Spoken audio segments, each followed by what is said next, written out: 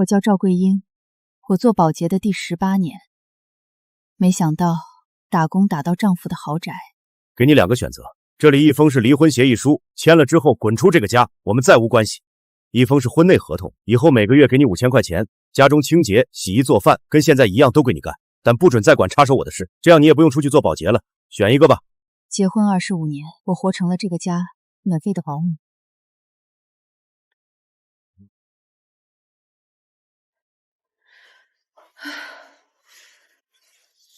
近日，知名企业家张长顺先生跻身亿万富豪行列。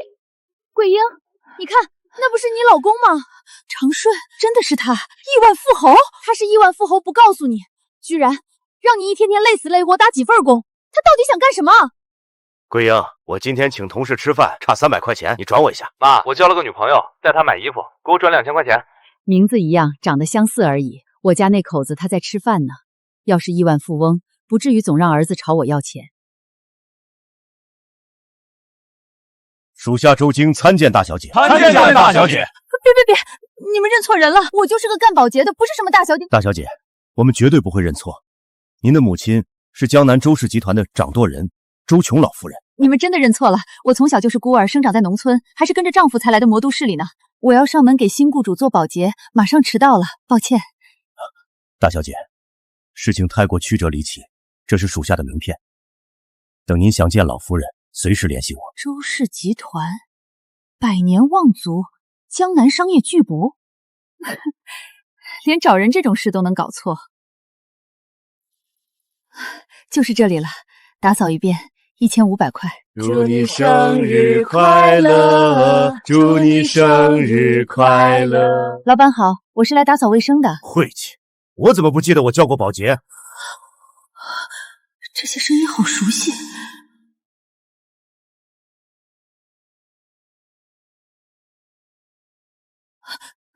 居然真的是你们！电视里的新闻是真的，你真的成了亿万富豪？好啊，赵桂英，我真是小瞧你了，居然敢跟踪我到这里来。怎么，是嫌在外面做保洁不够丢人，还要跑到这里来撒野？跟踪？张长顺，我是来做保洁的。我问你，你成了亿万富豪，为什么瞒着我？25年夫妻，你连一句实话都不肯跟我说。跟你解释个屁！我儿子的钱想怎么花怎么花。我们张家娶你回来是让你伺候人的，不是让你管天管地管男人的钱袋子。所以，在你眼里，我陪了你25年，连知道你身家的资格都没有。哼，我妈说错了吗？怎么看到我们富贵了，心里不平衡了？过去你不是最喜欢说自己动手丰衣足食吗？你不应该生气才对，口是心非，真是让人恶心。25年，张长顺，25年里，我为了这个家起早贪黑，放弃了属于我的一切，在你们眼里到底算什么？直到今天，我还担心你们平时钱不够花，想再多接几个活。你不会是想说我的一切都来源于你当年把村里唯一上大学的名额让给我吧？告诉你，我一切都是自己打拼出来。况且，你当年要是真想上，怎么可能让给我？媳妇儿，你把上大学的机会让给我好不好？我上了大学就有班上，男人不能没有事业。你放心，你以后跟着我享福吧。妈，你注意点跟我爸说话的态度，别跟个泼妇一样在这里大吵大闹。舒瑶阿姨还在这儿呢，你不嫌丢人，我都嫌丢人。没事的，小东，底层人没读过多少书，性子泼辣顽劣，我也是见过不少的。小东，你和你爸一起瞒着我，看着我一天到晚刷马桶打零工给你们赚生活费，你心里就一点都不觉得愧疚吗？现在哪个功成名就的男人外面没人？你赶紧给我爸和奶奶道个歉，这事儿就算过去了。我道歉？小东，我是你妈，是生你养你的亲妈。够了，丢人现眼的东西！给你2个选择，这一封是离婚协议书，签了立刻滚出这个家；这一封是婚内合同，以后每个月给你5000块钱，家里的清洁、洗衣、做饭跟现在一样，全归你干，但是不许再管我的任何事，也不用出去做保洁给我丢人现眼。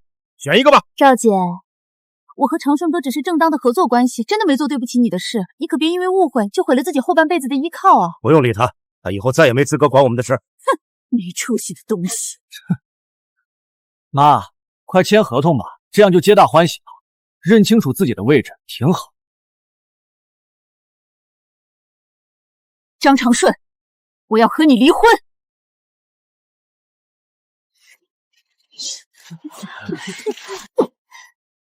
张长顺，我要和你离婚！离婚？赵桂英，你疯了！我如今背靠江南首富周氏，事业如日中天，身家亿万，而你呢，就是个好吃懒做，除了扫地做饭什么都不会的家庭妇女。离了我，你不怕饿死在街头啊？赵姐，你可得想好了，这世上可没有后悔药卖。从今以后，我和你们再无瓜葛。赵桂英，我没记错的话，你身上这件保洁外套还是当初我借你300块钱买的吧？脱了，这是我张家的东西，你没资格带走。那件毛衣也是我妈穿剩下的，你没资格带走。小东啊，你妈妈脚上的鞋子好眼熟，是你的吗？没错，就是我去年穿剩下的，我嫌旧了不想穿，她捡去穿的。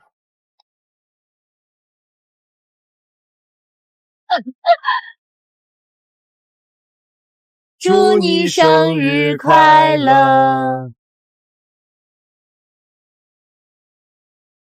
周先生，你好，我可能不是你们要找的大小姐，但是你们能过来接我一下吗？我没有地方去了。小姐别怕，属下即刻赶到，所有人全部集结，以最快速度赶往1号院，即刻迎大小姐回家。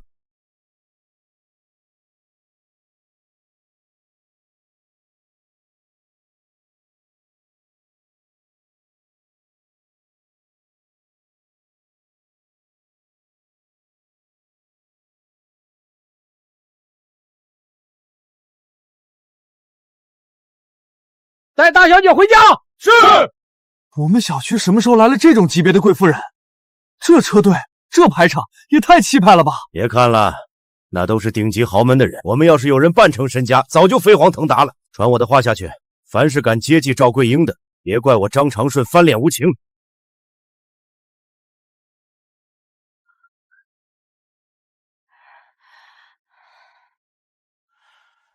带大小姐去楼上沐浴，备好干净的衣物和吃食，务必让大小姐好好休息。是，周管家。小姐，您先安心休整，等您休息好了，属下立刻带您去见老夫人。好的。我还以为周大管家扔下几十亿的合作项目是去接什么天大的重要人物，闹了半天就接回来个浑身泥点子的农村妇女。刚刚是谁在背后议论周家大小姐？沈总，刚刚嚼舌根的是你对吧？对不起，周管家，我不知道那是周家失散多年的大小姐，您大人有大量，就饶了我这一回吧。你们沈家准备迎接破产吧？完了，全完了！不要，周管家，我大半辈子才拼出上亿身家，我不能破产，求求你饶了我这次吧！扔出去！不愧是周家龙头董事之一，江南人人耳熟的大人物，说废就废了。大小姐乃夫人独女，万金之躯，再让我听到有人对大小姐不敬，可就不是破产这么简单了。沈家在周家的份额，你们均分。谢周管家。别弄这些了，我未必是你们要找的人，这些东西太贵重了，我不能要。小姐您放心，不会有错的。我已经42岁了，当了半辈子农村妇女，做了10几年保洁，被丈夫像扔垃圾一样赶出家门。这种天上掉馅饼的事儿，怎么可能落在我头上？我的女儿，妈，真的是你，和照片里的一模一样。我从小就听村里人说你走了，我以为你早就不在了。当年你外祖父知道我和你父亲在一起后，就把我们拆散了，留下1个月大的你，不准我去找你们父女俩，让你受了40多年的苦啊！没事的，妈，都过去了，我还能再见到你，就是最好的安排。大小姐，这是老夫人给你的见面礼，请收下吧。不行，这些东西太贵重了，我不能收。这些还只是见面礼，日后妈要把周氏全部财富全部交给你一人手中，没什么可是。妈的东西就是你的。如今妈有钱，就算妈穷的只剩1床被子1个馒头，也得给我闺女。妈，为小姐更衣。是，夫人。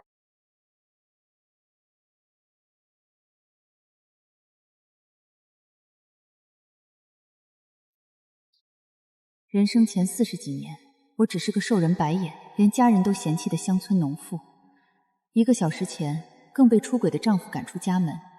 人生第45年，他们叫我周家大小姐，人生当真如梦啊！小姐真漂亮。小姐本就天生丽质，只是以前被生活错磨了。好，好，好，这才是我周家的女儿该有的样子。周管家在。从明天开始，你帮着小姐熟悉家族企业，不得有半分闪失，更不许任何人怠慢了小姐。是，属下必不负老夫人和小姐所托。10日后，我还要为我女儿举办归家大宴。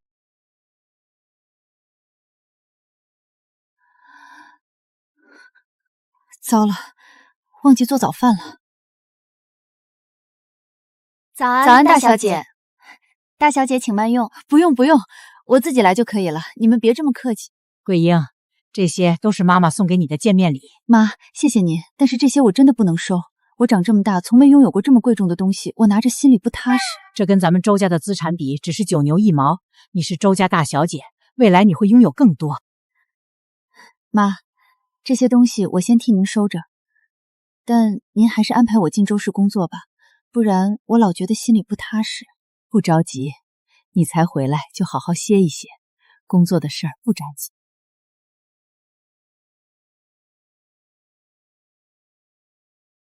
这里挂着的所有款式，每个颜色各一件，全部包起来，刷卡。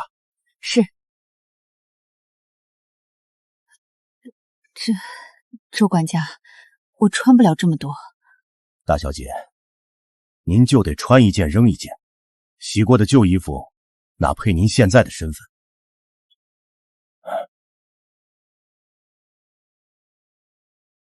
周管家，明天订回国的机票，我也该去周氏看看，见见合作商，替妈妈打理周氏了。不着急，大小姐，您没被找回来之前那么忙，应该多多休息。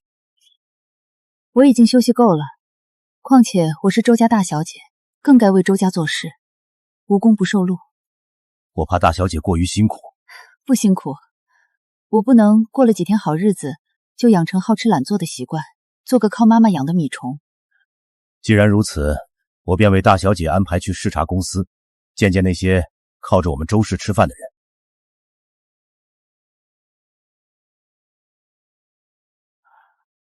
感谢大小姐莅临，恭送大小姐回去吧，你们也辛苦了。属下实在没想到，大小姐不过几天时间就完全适应了周家的生活，连旗下10几家子公司的业务架构、核心项目都摸得一清二楚了。过去负担的太多，现在或许才做回真正的我。至于公司，还要多谢周管家指教。大小姐客气了，都是周经分内之事，只是以后再想了解，可以让那些董事前来汇报，不会劳烦尊驾。亲自前来才能了解更多。这次董事会给的企划书，我要好好看一看。大小姐勤勉通透，属下自愧不如。你们忙了一天也辛苦了，回去休息吧。可是大小姐，您身边不能没人跟着保护。去吧，你们一群人跟着我也不自在。再说了，这片区域的所有店面不是你名下的吗？能出什么问题？是。大小姐真诚勤恳，待人亲和，有能力有风骨，张家那群人真是瞎了眼，才会把这样的人弃之如敝屣。周管家，要不要我们现在去张家讨个公道？不急，10日之后就是大小姐的归家大宴，到时候新仇旧恨，我会跟他们一笔一笔一并清算。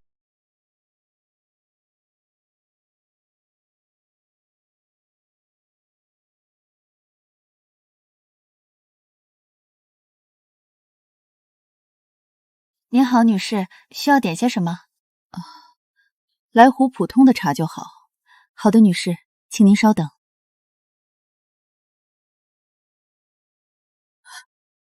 赵桂英，赵桂英，哎呀，实在对不起。没事。赵桂英，果然是你。张成帝，许久没见，鸟枪换炮了。听说你和我哥离婚了，大雨天光脚被赶出家门，这身行头是从哪儿弄来的？与你无关，要么是偷的，要么就是傍了大款了吧？好歹也是在大城市做白领的，张口怎么就些乌七八糟的？农村蛮妇，少在这跟我装样。大款肯定看不上你个扫厕所的，你肯定是平时背着我哥攒的私房钱买的一身假货吧？说中了是吧？不然我哥也不能让名下公司所有人不准接济你。说，背着我大哥弄了多少钱，还敢来里山茶院吊凯子了？这种事儿，张长春还真做得了。我和你哥离婚了，你不认我，我也不想和你们再有来往。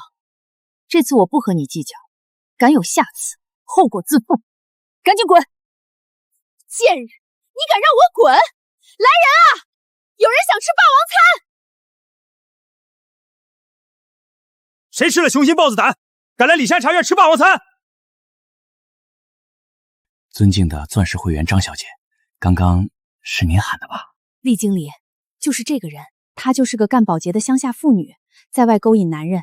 前几天被我哥踹出家，净身出户，她根本没钱结账，就是来吃霸王餐的，把她好好收拾一顿，轰出去。好的，今年的母叔雨前龙井50万一壶，这位顾客请结账吧。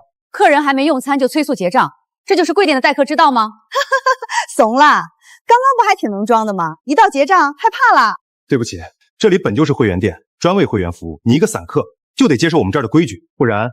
贵店的规矩，拿普通绿茶当母叔雨前龙井也是贵店的规矩。赵桂英，这就是你没见识了。母叔雨前龙井就是这个味儿，你个撒泼货，喝过母叔雨前龙井吗？没喝过，但我知道母叔雨前龙井早就成了文物，禁止采摘了。你们这壶若是真的，算不算是盗窃文物啊？哼，有点见识吧？可惜我们就是能弄到，谁叫我们背靠周家，名在周管家旗下呢？正是因为难弄，50万一壶卖给你，不算贵吧？知道再多有什么用？不还是得乖乖掏钱？就像你当年明明考上了大学，现在还只能在城里做擦马桶的保洁一样，废物。我懂了，你的上级叫什么名字？姓郭？怎么？难道你认识？认识也没用。郭老板和经理是过命的交情，会理会你一个乡下来的蝼蚁？无所谓，我知道你们背靠周家就好了，别挣扎了。今天乖乖让老娘好好教训你一顿，再把偷我哥的钱都交出来，兴许还能留你条狗命。喂，周管家吗？喂，周管家吗？属下在，大小姐有何吩咐？没什么事儿，就是你名下的里山茶院经理为了帮别人出头，强行敲我的竹杠，还把我堵在茶院里。什么？是谁这么狗胆包天？你未必认识他，不过他说这家餐厅老板姓郭，你来的时候把他一起带上吧。是，小姐，带着所有人跟我走，去茶馆。刚刚那好像真的是周管家的声音。难道他与周管家相熟？你这个钱嫂子啊，真的太能装了，我差点真以为那头是周管家呢。我们是没见过周管家，那也不是随便找个人就能假装的。赵桂英啊，你说你当年要有这股机灵劲儿，至于干20多年保洁，至于被赶出家门？废物！现在耍小聪明，你死到临头了。周家规矩，若敢打着周家旗号招摇撞骗、抹黑周家的，处以极刑。这回收拾你，我们可是光明正大。看见这张脸就一股无名火，等会儿老娘好好赏你几个嘴巴。张长弟，你说当年你养在你哥家的时候，我对你怎么样？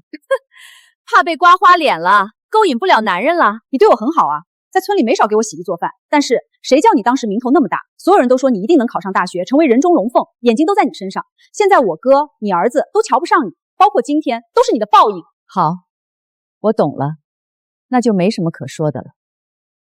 周管家进来吧。是谁活得不耐烦了？这是郭老板。郭总，您这是怎么了？你们两个蠢货，把老子害惨了！大小姐，您没事吧？辖区内让大小姐受辱，周京罪该万死，愿接受任何惩罚。我没事，而且也不是你的过错，做你该做的事吧。谢大小姐。他说叫周京，难道他是周管家？那赵桂英岂不是？周家刚刚找到的大小姐，贱货，老子被你害惨了！刚刚就是你要打断大小姐的腿，刮花她的脸。误会，这都是误会。大小姐是我嫂子，我和她开玩笑呢。嫂子，我们在村子的时候就认识了，你对我最好了，快帮我求求情吧。对你再好，换来的却是狼心狗肺、恩将仇报。我和你哥已经离婚了，你我再无关系。嫂子，救我！来人，把他拖到后面去。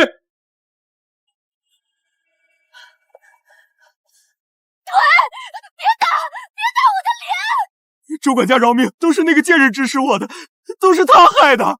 你也算是周氏旗下的人，当然不会只那么对你。来人，拖下去打，彻查他所有资金往来，通知江南各企业的人，敢收留他，就是与我周氏为敌。周管家饶命，我还有一大家子要养，饶了我吧。马上就要到周氏企业合作大会了，你放心，我已经让我爸留了几个项目给你。听说伯父还接受了破产神种的股份，企业大会后，我们在周家更如鱼得水了。我可是比你那农村老婆强太多了吧？提那个村妇干嘛？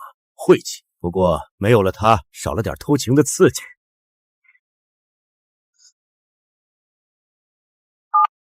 长顺哥，不好了！什么？长弟被人打进了医院？赵桂英派人干的？赵桂英那个泼妇被长顺哥赶出家门，别说钱，连鞋都没有，能找什么人？就是那个丧良心的干的。长弟那么好的人，他都忍心下手啊！听说找的那个人姓周。姓周？难道是周家的人？不可能，他那种贱命再投胎800次，也跟周家沾不上关系，应该是巧合。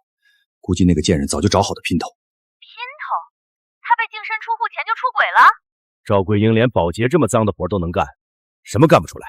肯定是某个住酒店的老头被他勾引了，被我赶出后，又知道我不让亲戚帮他，他找老头蓄意报复我。家门不幸啊！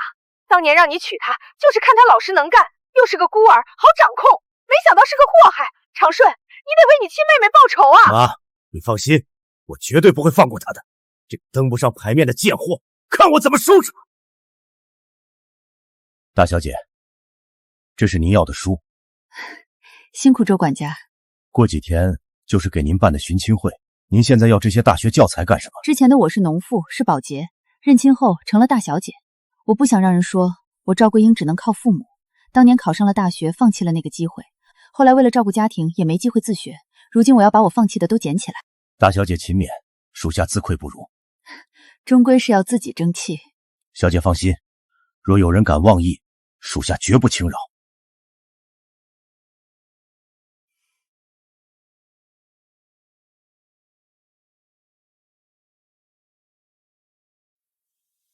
爸，我发过去了，我的消息，我妈肯定会看的。小东，做得真棒，刘阿姨改天送你台新车。谢谢刘阿姨，真是我的好儿子。用离婚赔偿的理由把那个贱货骗去周家大小姐的认亲现场，以周家的脾气，赵桂英会是什么下场？哈哈哈！哼，叫你出轨。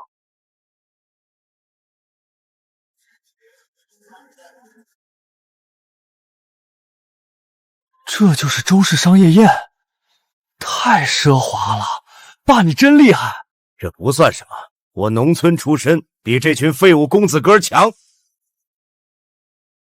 当然，少不了舒瑶的支持。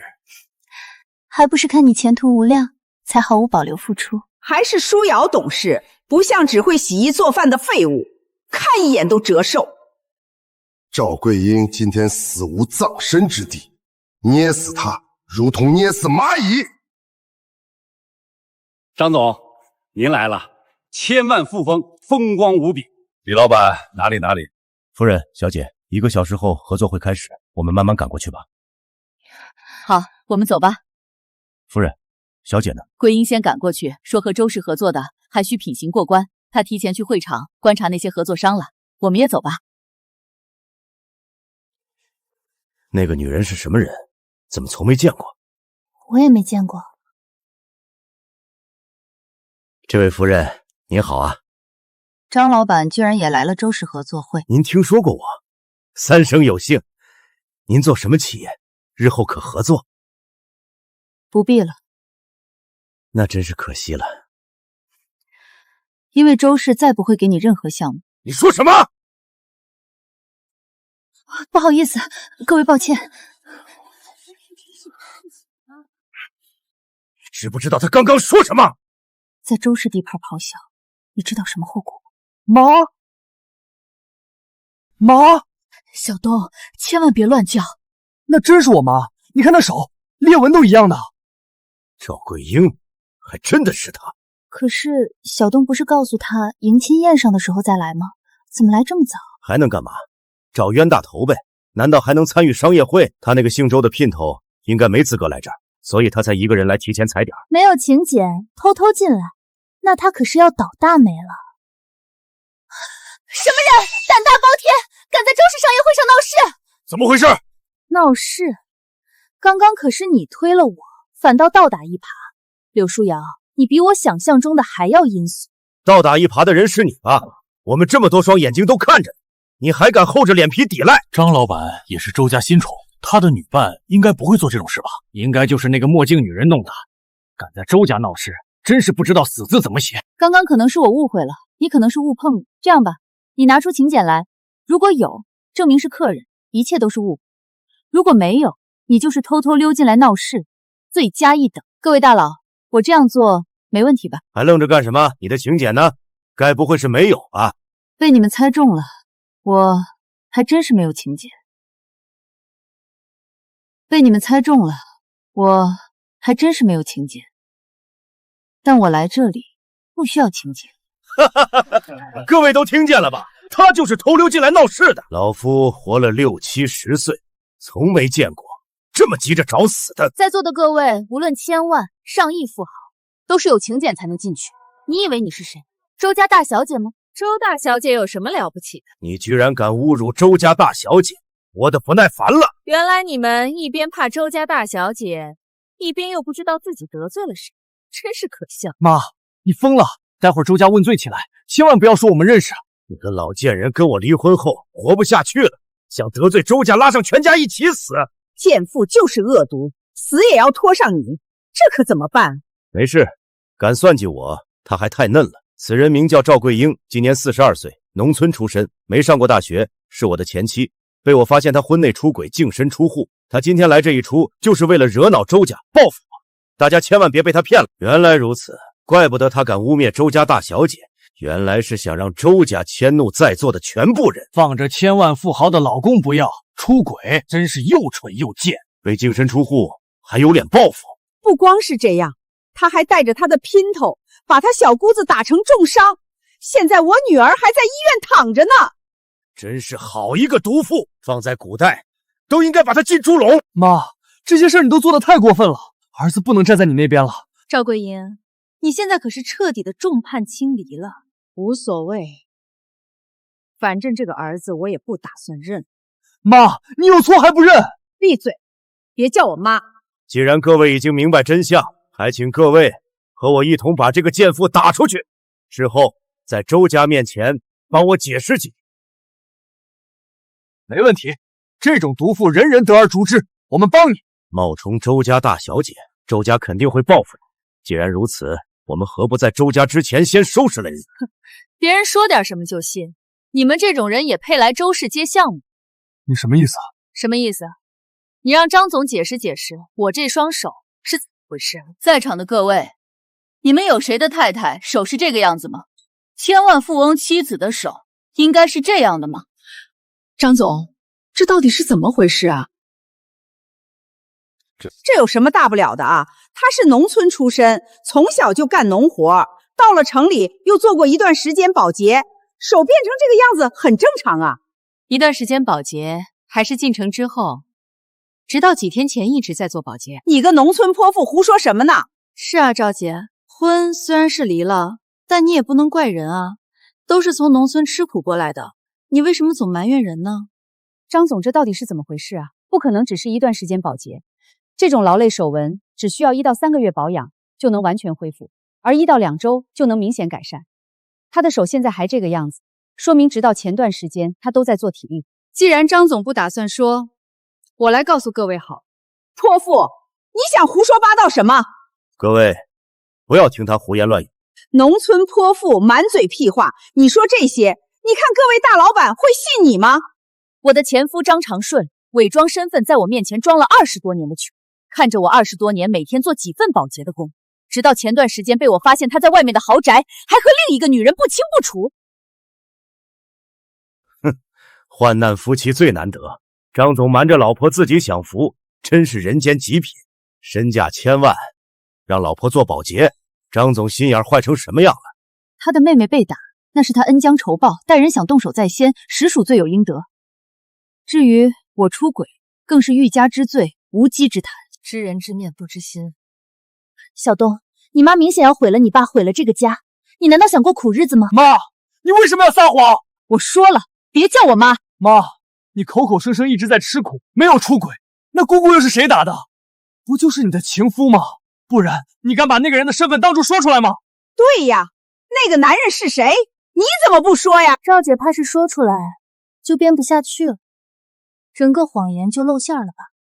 只怕是我说了，你们不敢听啊。赵桂英，不要再闹了，这些是我的家事，不好意思让各位见笑。清官难断家务事，不劳诸位费心了。今天最重要的事就是周氏商业会，他不仅在这里捣乱，还胆敢污蔑周家大小姐。诸位认为该如何处置？这张长顺可是周家的红人啊，接了周家不知道多少项。没错，傻子才跟他过不去呢。这个贱妇敢在这里捣乱，就是断我等财路，活该被扔到大街上当乞丐。没错，敢断我们财路，我们断你生路。日后在江南，保管你连保洁都干不了，活活被饿死。这不太好吧？好歹我们也是夫妻一场。少在这里假惺惺的，让人作呕。张总，你就是太心善了，他才敢这么肆意妄为。就是，这还是他闯商业会的惩罚。污蔑周家大小姐的罪名还没给他算呢。赵姐，这是大家的想法，你可千万不要怪我们。一群跳梁小丑，我当然不在意。贱妇，死到临头还敢嚣张！诸位，我李氏集团宣布，旗下与任何合作商不可收留此人。我廖氏集团宣布，旗下与任何合作商不可收留此人。若敢上门，乱棍打出。我赵氏也宣布，我郑氏也宣布。李氏、廖氏、赵氏、郑氏，我不会忘了各位的。想断我活路可以，只是以后千万别哭着求饶。农村泼妇，好大的口气，向你求饶，我真的好怕呀！剩下这几位老板，你们这是什么意思呢？几位老板，这个人污蔑周家大小姐，你们还与他站在一起，是要和周家作对吗？几位老板，这个人污蔑周家大小姐，你们还与他站在一起，是要和周家作对吗？几位不用为我为难，站过去就好。他们要么心思狠毒，要么为了利益想置我于死地。你们是形势所迫，我不会怪你们的。他就算有错，也是事出有因。周家来了，也得问清缘由。你们凭什么私自断人活路？吴总，你怕是不知道吧？前几日，堂堂沈董事长只是小声嘀咕了大小姐，整个集团就破产瓜分了。他现在可是在商业会上诋毁周家大小姐，你觉得该是什么后果？你们维护他又是什么下场？良言难劝，该死的鬼啊！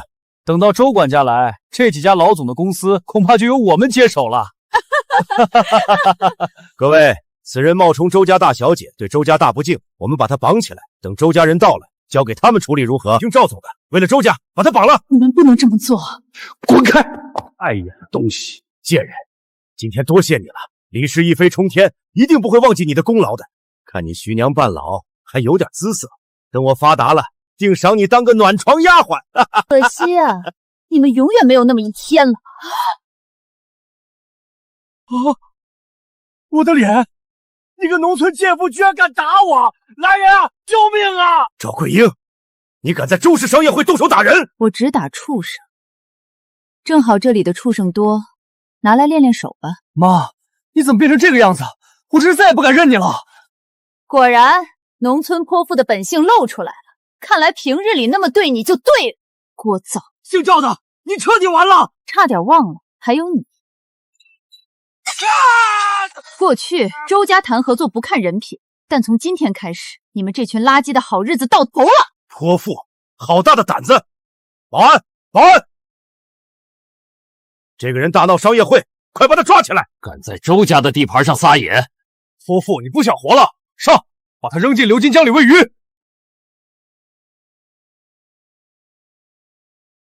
参见大小姐。大小姐？什么大小姐？她就是一个农村贱妇！混账！敢非议大小姐，你们是不想活了吗？这不可能啊！她从小是孤儿。小哥，这其中是不是有什么误会啊？奶奶，你没事吧？这些都是周家的内部安保，他们不会搞错的。完了，居然真的是周家大小姐！那我们岂不是完蛋了？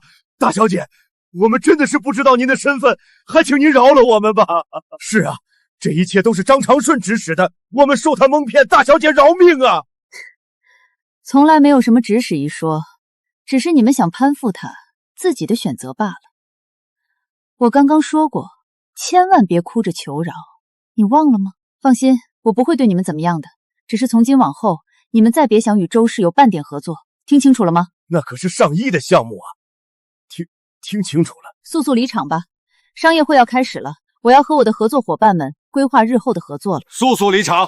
不，张氏集团能飞黄腾达，都是靠着周氏的帮助，我不能失去合作，失去合作就彻底完蛋了。哎呀，我想起来了，赵桂英1岁就没了妈，但从来没听说过下葬，没准不是死了，是离家了。这么说，周家老太君是我的外婆？赵桂英凭什么有这么好的命？桂英，老公错了，你原谅我好不好？我保证以后你要什么我都会给你，就饶了我这一次吧，老婆。张总说的是哪一次？是欺瞒了几十年身份的事，还是让我给鱼鱼道歉的事，亦或是婚内出轨的事，还是说当众倒打一耙诬陷我出轨，甚至要把我捆起来处置的事？张总放心，那些事儿我已经不在乎了，毕竟我们已经离婚了，不是吗？老婆，桂英，长顺那是一时糊涂啊，你和长顺可是自小夫妻，风风雨雨互相扶持这么多年，他怎么会想离婚呢？他当时是被你逼问气到了才说的气话。哦，这么说反倒是我的不是了。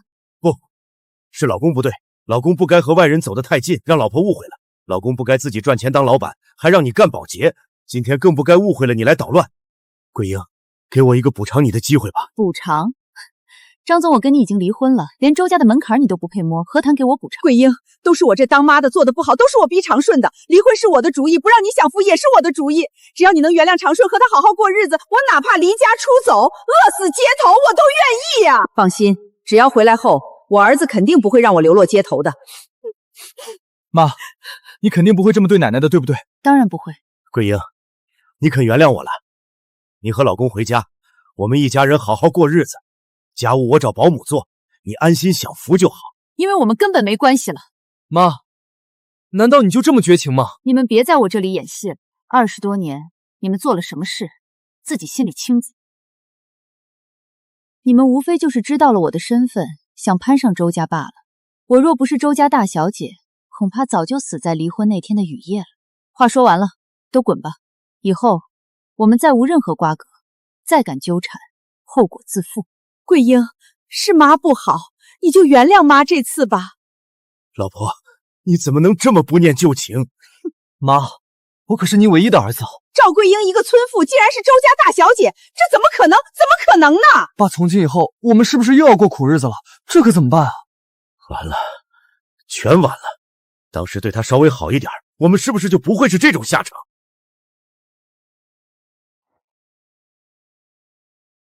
张总，商业会要开始了，你们这是要去哪儿？刘董，我们被周家大小姐赶出来了。大小姐说，周氏再不会和我们合作了。大小姐？不可能，大小姐要在回归宴上才出现，现在和老太君还在路上。刘董，这么说，里面那个人是假的？赵桂英是假扮的，我就说那个贱人怎么可能这么好命？这辈子、下辈子都该干保洁。杰冒充大小姐，真是好大的胆子！走，老夫倒要看看他是何方神圣。不错，吴总公司的 AI 技术水平达到了世界前列，钱总公司的全新技术也让人眼前一亮。我们周氏的投资项目合作需要各位这样有能力、有道德的公司。多谢大小姐认可。大小姐，我听说您长在农村，没想到对这些科技也如此了解，都是最近学来的。这个世界变化太快了，活到老，学到老嘛。大小姐没来，我看谁敢冒充。你根本不是周家大小姐，少在这里装蒜。你们真是瞎了眼，敢把保洁当成大小姐。保安呢？把她赶出去。刘总，你这是什么意思？刘总可是老太太面前的红人，他都说这位不是周家大小姐。我昨天换班的时候，正巧大小姐下楼，我看到了，跟眼前这位身高长相都接近，怎么会出错？只是长得像而已。你们真是好大的胆子，连周家大小姐都能认错。你们把这个贱人扒光了，扔河里喂鱼，将功赎罪。兴许周家会不计较你们认错大小姐。赵桂英，原来你不是周家大小姐，贱妇，居然敢耍我！我就说这个臭保洁怎么会是周家大小姐？刚刚真是吓坏老娘了。刘总，看来周氏你是不想待了，明天就收拾东西滚蛋。那位，再不把他丢出去，得罪了大小姐，你们担待得起？刘总可是老太太心腹，他说的肯定没错。把他扒了，丢江里喂鱼。你们想清楚了，得罪我的下场，你们承受不起。周老太君到！你们在干什么？老太太，刚刚有个臭保洁居然敢冒充大小姐，我这就让人扒了他的皮，丢进江里喂鱼。妈不在，你竟然受了这种委屈。刚刚是你们要敢动我女儿。周京，把得罪大小姐的人都给我记下，取消周氏与他们的合作。凡是与周氏合作的公司，永不能与他们接触。老太太饶命，我们再也不敢了。大小姐，周京，把柳红一逐出董事会，让柳氏也破产吧。是，夫人。周老太君，我错了，求您再给我一次机会吧。一群败类，把好好的回归宴弄成这个样子。周京，通知全城，我要让所有人都知道，赵桂英是我周氏唯一的继承人。赵桂英这个臭保洁才当了周家大小姐，就断了和张氏的所有合作，把我们搞到破产。这下全完了，好不容易考上大学，现在穷得连学费都掏不起了。居然是京大，京大的教授背靠政府，手上有官方商务，咱们傍上他们，还不是分分钟起死回生？说的轻巧，京大有这个能耐的教授只有顾渊一个。那你就去拜顾渊为师，我儿子这么优秀，顾渊会不收你？大小姐这几个月的努力可算没白费，终于收到录取通知了。时隔20多年了，我终于圆了上大学的梦。虽然和这群年轻的学生格格不入，周围人看我总带着异样的打量，可我不在意，看法是别人的，学到肚子里的知识才是自己的。这次的随堂小课，许多同学都在最后一题上失分，但不能怪你们，是老师标错了功能关系。但是有一位同学令老师意外，他居然在错误的点上开辟了新的思路。赵桂英同学，请上台讲一下你的思路。老师，这道题出矛盾了，按照课堂上教的积分去解，只会越写越乱，所以我从势能公式的关系着手，除了 x(x0) 本身，没有第二个正根，也就是说质点根本动不了，最远距离就是出发点 x0。不错，这位同学不仅能发现问题所在，还能将错误扭转为解题思路。顾教授，居然是顾渊，这个阿姨才来没几天，居然得到了顾教授的认可。谢谢顾教授认可，我比大多数学生起步晚，所以课下多做了一些功课。人勤勉也聪明，正巧我的项目缺人，你愿意来我的项目组吗？顾教授，我愿意。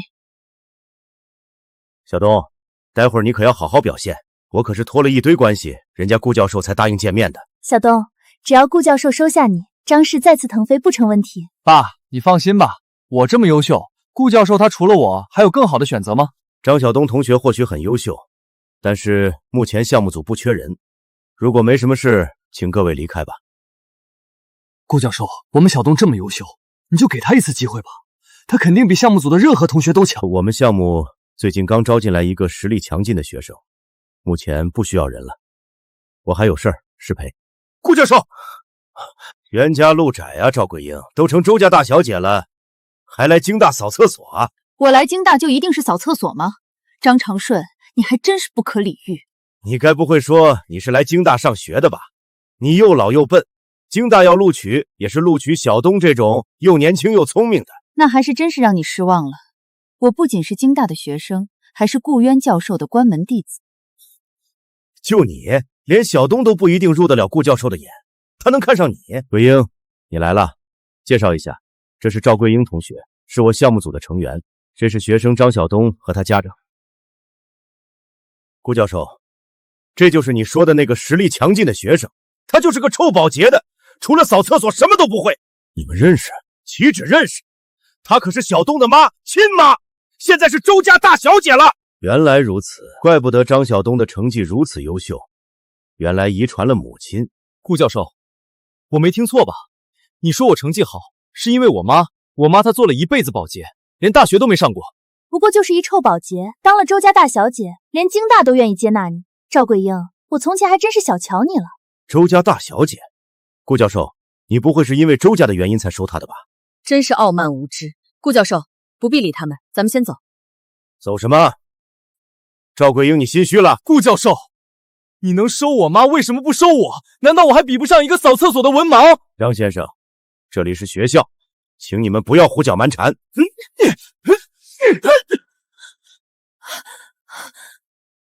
顾教授，这不公平！您不能为了巴结周家，就欺负寒门学子，大家评评理啊！这不就是那个到了中年还上大学的阿姨吗？她怎么跟顾教授扯到一块去了？我听说前几天顾教授把她收进了项目组，顾教授的项目组最低也是硕士，他怎么进去的？还能怎么进去？当然是仗着自己是周家大小姐，就抢占寒门学子的学习名额。柳书瑶，你说话之前最好先过脑子，造谣可是犯法的。书瑶怎么可能造谣？赵桂英，你是什么人我最清楚。年轻的时候你嫌上大学累，非让我替你去，后来又干了半辈子的保洁，没有周家做靠山，你上得了京大，进得了顾教授的项目组。张长顺造谣是要负法律责任的，要是你所言非实，我分分钟把你送进监狱。别以为仗着周家我就怕了你，我是你前夫，我还不知道你什么人。没被周家找到之前，你扫了半辈子厕所，而我白手起家创业成功，现在你成了周家大小姐，摇身一变成了京大学生，我的张氏立马破产。大家都不是傻子，谁看不出来里面的猫腻？怪不得这么大年纪了还能进京大，原来是麻雀变凤凰，砸钱来的。多少人寒窗10年都考不上京大，他回家复习了几天就能考上，除非他是个天才。就是他，我亲妈砸钱上京大，背靠周家势力进顾教授的项目组，而我寒窗苦读，考出京大都入不了顾教授的法眼，这公平吗？不公平！这不是欺负寒门学子吗？不公平！不公平！同学们，你们有多少像我一样寒门苦读考进京大的？难道你们甘心自己的好不容易考出来的成绩败给家世好的废物吗？是啊，凭什么？他3代人的努力叫努力，难道我写字手指磨出茧子，眼睛读瞎的努力不是努力吗？就是凭什么？我提议大家跟我一起抵制这种不公平，免得有扫厕所的文盲仗着家世好就欺负我们没钱没势的。公平！不公平！赵桂英滚出京大！同学们，安静，安静，听我说2句。你们就算不相信我，也要相信京大对学生的考核标准，千万别被有心之人利用了。赵桂英，你的意思是你是自己考上的？我们已经离婚了，犯不着跟你说。不敢承认，你看你心虚了。张先生，你一而再的胡搅蛮缠，到底想怎么样？我不服，让我儿子和这个臭保洁比一把，我就不信他扫了半辈子厕所，能比我儿子这个从小请老师家教，凭自己努力考上京大的强。你想比什么？就比做试卷，说的再花团锦簇，咱们手底下见真章。桂英，你要比吗？自不量力。张长顺，今天我就让你心服口服。行，那我就请同学们去做个见证，免得到时候输了又死不承认。既然这样，我就当着全体同学的面再出一份试卷，绝对公平公正。顾教授，您不能光出试卷没加赌注啊。那你想怎么样？你和小东谁分数高，谁做顾教授的学生。我没问题。顾教授，您觉得呢？我也没问题，我相信你的实力。顾教授，那就一言为定，我们先各自准备吧。考试结果已出，张晓东99分，真棒，小东稳了。我就不信赵桂英半辈子没碰过书，还能比小东考得更高。这么难的题，他不考0分就不错了，难道还能考满分不成？赵桂英同学，满分。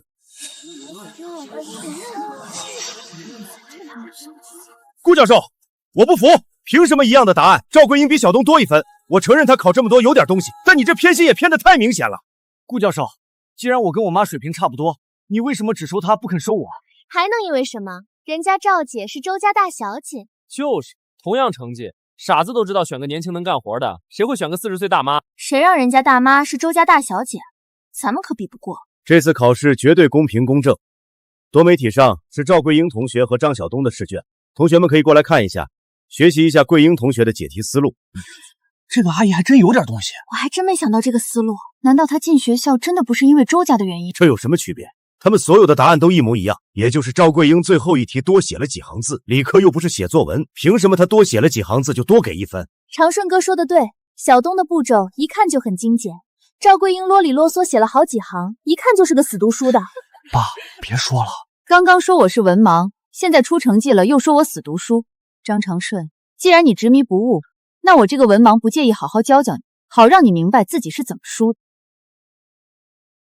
好，请赵桂英同学上讲台讲题。顾教授，我承认他考这么多有点东西，但你这偏心也偏得太明显。人家赵姐是周家大小姐，能跟咱们一样吗？同学们，你可要帮我们评评理啊！张先生，你不要胡搅蛮缠。下面请赵桂英同学上来给大家讲一下做题思路，让大家学习学习。这道题最常见的解法是用洛必达法则，一阶求导，结果为0，然后继续用洛必达法则2阶求导，结果仍然为0，最后再次用洛必达法则求导，结果为1/2。但是这样的解法未免啰嗦，我认为可以直接用泰勒公式，可以直接算出答案。你们的结果都正确，但张晓东依赖洛必达解法反复求导，解题不够干脆利落，而赵桂英通过泰勒公式解题，理论深度更完整，数学思想也更严谨，这才是我们项目组需要的优秀学生。赵桂英同学是我们班的，当初她被顾教授选中，也是因为能力出众，哪怕是题目错误，她也能一眼找出矛盾，并给出正确的结论。没错，像赵同学这么优秀的人，进入顾教授的项目组理所应当。还好有同班同学过来说明情况，不然我们都错怪赵同学了。他居然这么厉害！赵桂英当了半辈子保洁，没想到临老还能掀出浪来。顾教授，这不公平！赵桂英是您学生，她了解你的出题思路，自然知道更好的解法。可怜我们小东只知道做题，根本没有投机取巧的小聪明。就是，他是的亲传学生，你们的解题思路一脉相承，这对我儿子不公平。我的解法只是没我妈优秀，可我也没做错题。况且我妈都在京大学好久了，我要是在京大学几个月，我就不信我会不如我妈。好像有点道理，这不就是田忌赛马吗？就算赢了也胜之不武。这么一说，从顾教授出题开始，张晓东已经输了。他怎么能清楚顾教授的解题标准？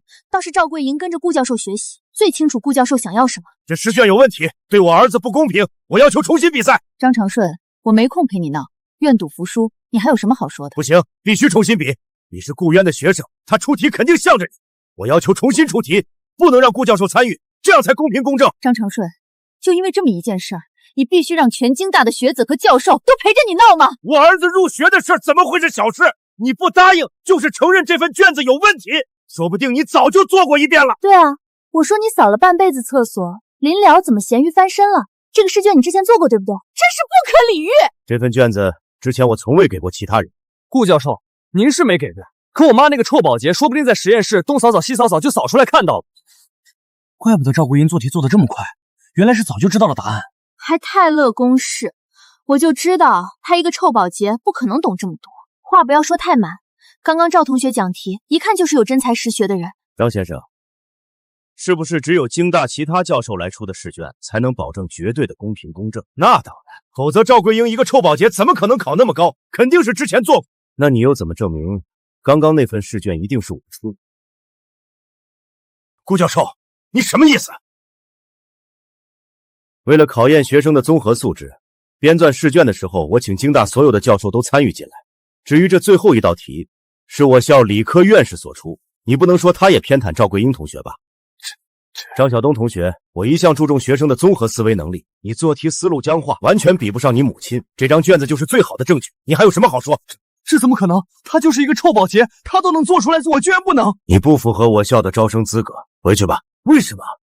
我儿子都超出你们学校100多分了，还不行？你儿子在京大闹得那么厉害，我们这座小庙哪敢收这尊大佛呀？妈，都怨你，要不是你逼顾源收我，事情也不会闹这么大，我也不至于没人要。我还不是为了你好，要是弄到顾源手里的政府资源，我们就发达了，你照样是富二代，用得着流落街头。中年人再就业合作项目，大小姐，这次的中年人再就业项目不仅帮了处于迷茫期的中年人，还让我们周氏声望大涨，连带股票都涨了。我也是过来人，感同身受，知道怎么样才能让项目更好的发展下去。大小姐英明，告诉那些面试官，一定要对前来求助的中年人好好把关。我们周氏虽然愿意扶持身处困境的中年人，但绝不允许有人借着这个名义打秋风。对不起，张先生，你不符合我们的项目要求。长顺哥，怎么样啊？妈的，那个面试官一口气投资了10个人，居然不投资我，肯定是故意针对我。这位先生，对我们的选拔制度有什么疑问，尽管问我或者我们大小姐，她是项目唯一负责人。赵桂英，肯定是你因为私人过节，让面试官把我刷下去。别碰我们大小姐！打人了！打人了！周氏项目有黑幕，刷人还打人！这里没事，请大家安心面试。带走，别让他们在这撒泼打滚，污了周氏名声。周氏有黑幕，我就想问周家大小姐，我为啥不合格？她不解释，还让人把我打了一顿。不会吧？好多人都面试成功拿钱了，周氏不至于骗人吧？黑幕啊！周氏收那些人纯是骗他们进血汗工厂。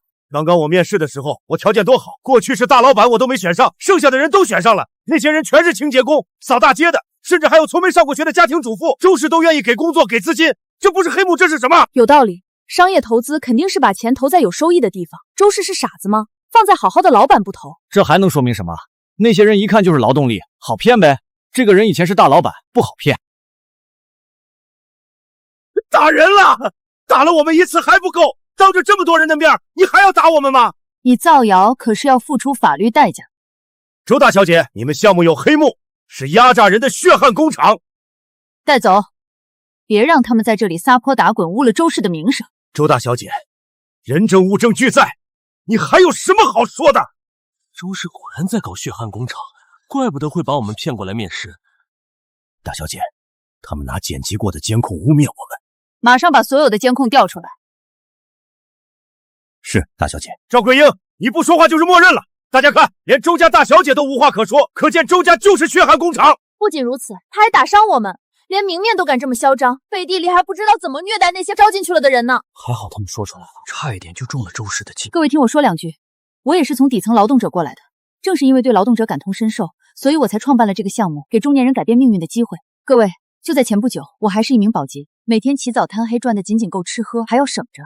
想必各位和我一样都是底层打工人。是啊，我也是清洁工。周大小姐，你说的不错，一看就是真的干过清洁工。他说的好像有点道理，要不咱们听听他说什么。我做保洁的时候，每天都在想，这日子什么时候是个头啊？我什么时候才能放下繁重的工作，做一番属于自己的事业？现在我终于拥有了自己的事业，回首来路，我才更能明白咱们中年人做自己的事业有多难。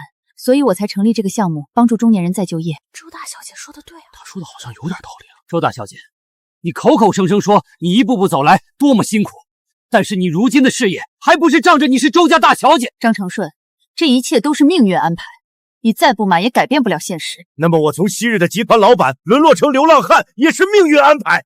赵桂英，你别光嘴上说的好听。周大小姐，你口口声声说要帮助中年人就业，可是把长顺哥搞破产的人，除了你还有谁？是啊，妈，你身家1000亿，却把我爸搞破产。我爸为了找份工作求到你的项目这儿，你还让人把我们打出来。你这个对前夫儿子无情无义的女人，谁敢信啊？妈，对，她就是我妈，是周家遗落在外的大小姐。她被周家找到后，立马让周家断了和我爸的生意往来，把我爸搞破产。大伙儿听听看，老婆身价1000亿，第一件事就是跟老公离婚，再把老公搞破产。这种女人的话能信吗？嘿，周大小姐，你居然这么恶毒，亏我还信了你的鬼话。对丈夫孩子都这么狠毒，她怎么舍得帮陌生人？是啊，怎么可能？赵桂英，你看到了吧？你还有什么好说的？张长顺，你引导舆论，必定也会被舆论反噬。大小姐，监控室已经找到了完整的监控，很快就能传输过来。怎么样啊，赵桂英，没话说了吧？认输吧，赵桂英。我就说一个臭保洁的，飞上枝头也变不成凤凰。周氏完了，周家大小姐不说话了，她这是心虚了。这么说，血汗工厂的事儿是真的啦？她前夫都被打成这样了，肯定是真的。周氏为血汗工厂道歉，给被打伤的受害人道歉，道歉，道歉。周京，监控视频发过来了没有？快了，大小姐，我马上下载视频。看到了吧，赵桂英？现在我要你跪下给我道歉。张长顺，我怕你担不起我这一跪。大小姐，视频下载好了。这才是真正的监控视频，这一切都是张长顺3人的自导自演。张长顺，你还有什么好说的？我不服！你敢说你没让保镖把我们丢出去吗？周管家，放监控。赵桂英，原来你还敢承认我们三人会造假，还不是因为你自从成了周家大小姐，就处处跟长顺哥作对。大家见过这种女人，自己发达了就为难老公和儿子。面对这种女人，就算我们造假，也是被逼无奈。张长顺，我为什么跟你离婚？为什么让周氏断了和张氏的合作？难道你自己心里不清楚？各位，试问一个做保洁挣钱养儿子老公的人，和一个明明是上市公司老总还要装穷骗老婆的人，到底哪个更像压榨别人的人？肯定是那个上市公司老总。没错，诸位，我就是那个被骗的保洁。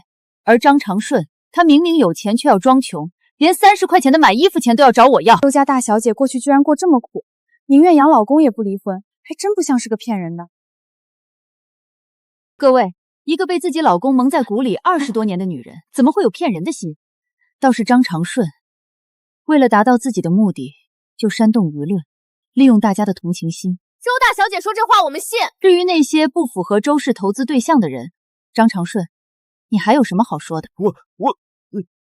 看来以前只是断绝和张氏的合作，这个惩罚对你来说还是太轻。现在我宣布，所有给张长顺提供工作机会的企业，我周氏永不合作。周大小姐，漂亮！好！真是不甘心，有朝一日居然会被这个臭保洁的踩在脚底下。张长顺，你想想办法啊！我能有什么办法？人家是周家大小姐，整个江南谁不怕周家的势力？除非各位有没有兴趣聊聊？哼，你没上网，谁沾上我们都会被周家报复。区区周家，我家先生还没放在眼里，难道你是？妈，我觉得周氏除了守城以外，还要创新，仅仅在江南是不够的，还需要开拓更大的市场。你的意思是说，江北首富傅氏集团刚刚联系我，如果能够和傅家达成合作，对我们来说百利而无一害。可是周家和傅家一向不对付，他怎么会这么好心？商业上哪有什么死敌？之前我们有竞争，现在利益一致，他们自然就想过来合作了。我刚刚接到消息，周氏已经上钩了。太好了，副总您英明。我很快就会要打败周家，进军江南市场。我还要让周家知道，副总吃掉周氏，傅氏可以吃掉江南的市场，我们张氏也能起死回生。咱们两家同仇敌忾，简直是天作之合。合作愉快。周大小姐，我相信我们这次合作一定会让你印象深刻。大小姐，这次合作竟然谈得异乎寻常的顺。那我们的方案 B 是否能撤了？先等等，等合同正式进入流程再撤。大小姐，副总来电。周大小姐，现在市场极不饱和，你的产品数量不够，再追加10倍的产品进入市场，一定会大赚特赚。副总，根据周氏的规矩，一定要在第一批产品上市后看到反馈，才决定是否追加投资。周大小姐，你别这么死板，咱们做的是快消品，只有产品大量出现在消费者身边，才能得到消费者认可。少量多次的生产是奢品营销，路子不对。副总说的并非毫无道理，这样的商业案例比比皆是。好，我会大量生产产品，资金方面不是问题。以周氏的信誉，银行那边贷款是没问题的。周大小姐好魄力，我跟你保证，你一定会大赚特赚。成了，周氏哪怕贷款也要追加投资。副总英明，副总好手段啊！到时候我看那个赵桂英还怎么在我面前耀武扬威。等周氏破产，张氏吃掉周氏在市场上的份额，不仅能起死回生，还能做大做强。舒瑶，到时候你就是豪门阔太，我会一辈子对你好的。长顺哥，我就知道我没看错人。大小姐，银行的贷款已经批下来了，我们真的要全部用于和傅氏的合作吗？不，先观望。现在手上既有傅氏的合作，又有通过顾教授拿到的政府的项目，我们要把钱投到最有用的地方。您不是答应了副总？你有没有觉得副总不对劲？他跟我说话的那种笃定的口气，不像是一个成熟稳重的企业家，反而像个急于套现的杀猪盘。你对这个人了解多少？从没接触过，不过听业内人士说，副总为人诚信，是个可靠的合作伙伴。但愿是我多想吧。你先告诉他，我们已经追加了10倍的投资，如果合作并无异常，我们就把钱投进去。好的，大小姐。大小姐，您果然料事如神，傅氏那边说不合作了。果然如此。我们可有什么损失？除了做出的那批产品外，毫无损失，而且那批产品投入江南市场也是一样的，所以我们毫发无损。果然，幸好我早做打算，没有中他们的计。大小姐，不好了，傅氏已经把周氏破产的消息放了出去，周氏的股价已经跌停了。什么？如此便不好办了？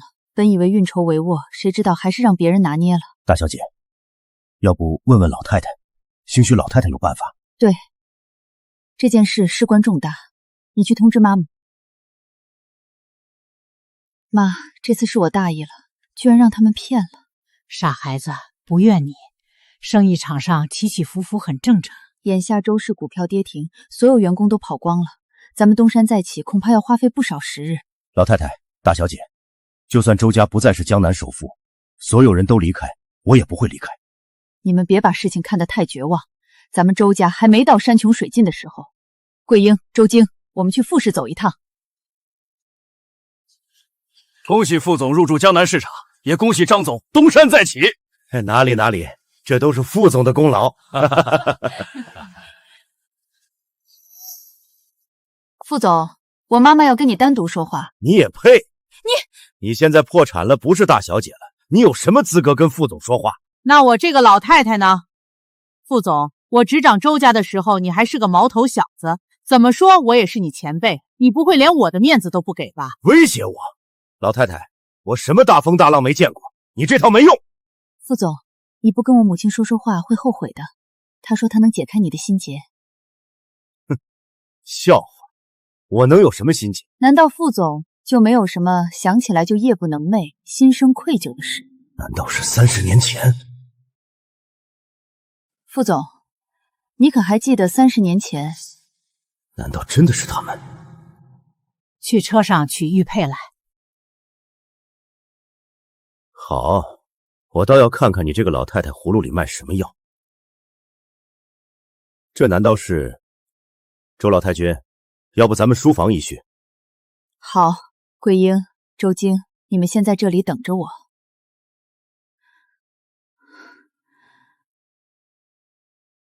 这难道就是父亲当年留下的遗物？没错。当年我只知道父亲感染蛇毒而亡，却从不知道还有这么一段渊源。不过现在细细想来，确实有蹊跷。当年父亲的体内怎么会有蛇毒素？只是我太小了，没深想。当年老太爷为救隔壁村的孩子，才舍命为他吸出蛇毒，拿玉佩做信物要他报恩，也不过是意识到自己体内蛇毒未清，怕是命不久矣，想为小姐留一个保障。于是老太爷把信和玉佩寄给老太太，托老太太照顾大小姐。要不是当年周先生拦着，小姐早就被接回来了。原来是这样。原来是这样，那个玉佩就是信物。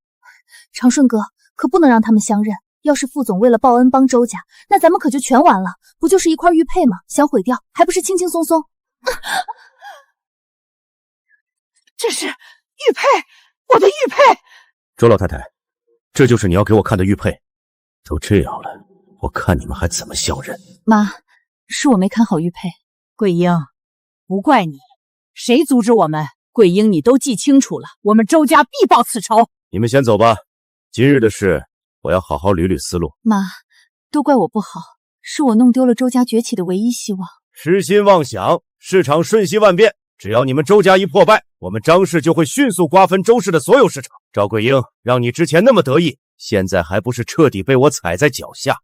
周老太太，我是来告诉你，刚才的一切全是我演的，只是为了让所有人都相信周氏已经走投无路，我也不会帮周家，请你千万不要怪罪。那玉佩的事，当年我记得清楚，我中蛇毒后，恩人为我吸取毒血，血点子不小心溅到了玉佩上。当时一看玉佩上褐色的点子，我就什么都明白了。周氏集团还剩下多少股票？我全买了。周氏？怎么还有人买周氏的股票？周氏不行了，要买就买傅氏，傅氏的股票一直在涨。就是，听说周氏都申请破产重组了，你这股票估计要砸手里了。一群市井小民懂什么？等周氏支撑不下去，我作为最大的股东直接接管周氏，到时候周氏就改姓张了。大小姐，张长顺已经把市面上所有周氏的股票都买下了。我已经安排人向张长顺出售大额股权了。3个亿，你要是诚心要周氏股票全给你，就不能便宜一点？3个亿都够买我整个张氏，你不要身后还有一堆人排队呢，都是等周氏宣布破产后，以最大股东的身份接管周氏的业务。我要，可不能便宜了别人。我明天就把钱打到你账上。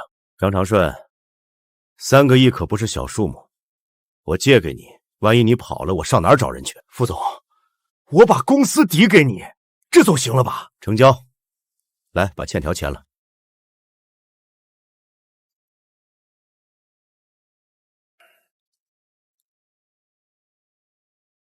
周大小姐，鱼儿上钩了。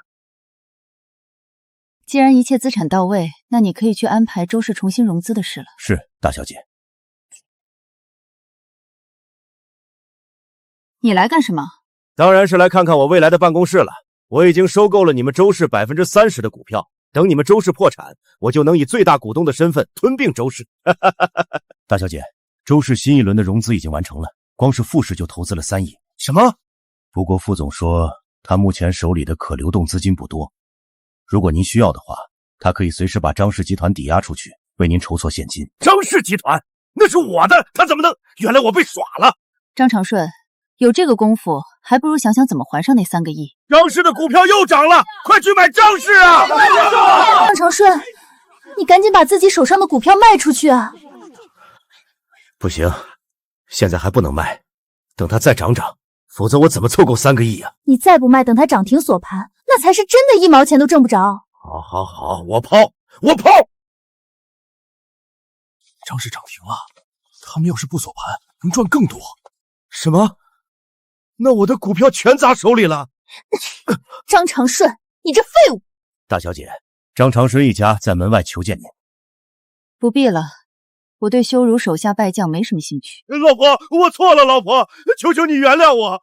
你要是不帮我，张氏就要被卖出去了。妈，我是你亲儿子，你不要我爸，你不能不要我。没有我，100年之后谁帮你打理周氏集团？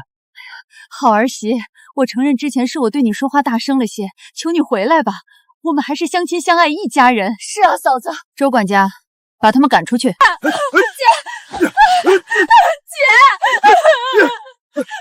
大年夜连个馒头都讨不到，张长顺，我跟着你真是倒8辈子霉了！